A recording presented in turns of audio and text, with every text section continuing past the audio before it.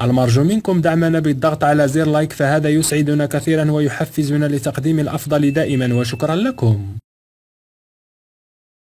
خرج اللاعب الجزائري رياض محرز بتصريحات تحمل حقدا وكرها غير مفهوم للمغرب، حيث قال أن التتويج بكأس أفريقيا الأخيرة بمصر هو للشعب الجزائري فقط، وربما بعض التونسيين، أما المغاربة فلا داعي لفرحتهم ولا أهتم بتشجيعهم لنا، وذلك ردا على تشجيع المغاربة واحتفالهم بفوز الجزائر على السنغال في المباراة النهائية للكان العام الماضي. وقال لاعب مانشستر سيتي في بث مباشر عبر حسابه بموقع انستغرام أن المغاربة انزعجوا من فوز الجزائر بالبطولة حسب زعمه، مضيفا: إنهم يروننا دائما مزعجين ونتحدث كثيرا، هذا انتصار للجزائر وليس للمغرب. الغريب في الأمر أن محرز الذي له أصول مغربية من جانب والدته، وبدل أن يحيي المغاربة على مساندتهم الحماسية والصادقة لمنتخب جيرانهم، اختار المساهمة في بث السموم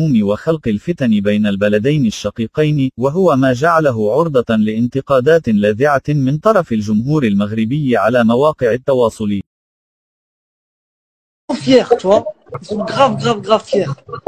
C'est-à-dire que, frère, nous les Algériens, moi je le sais à Paname, quand on joue l'Algérie, les mecs ils sont pas pour nous. À part les Algériens. Mais tu crois les Marocains sont pour nous? Les Tunisiens sont. Peut-être les Tunisiens, allez, mais les Marocains sont pas pour nous, les Marocains.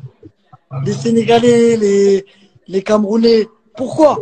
Pas parce qu'ils nous aiment pas, mais parce qu'on fait trop de bruit. Tu vois ce que je veux dire? On crie trop, on parle trop, on est là, nanani. Ça veut dire que, frère, t'as pas vu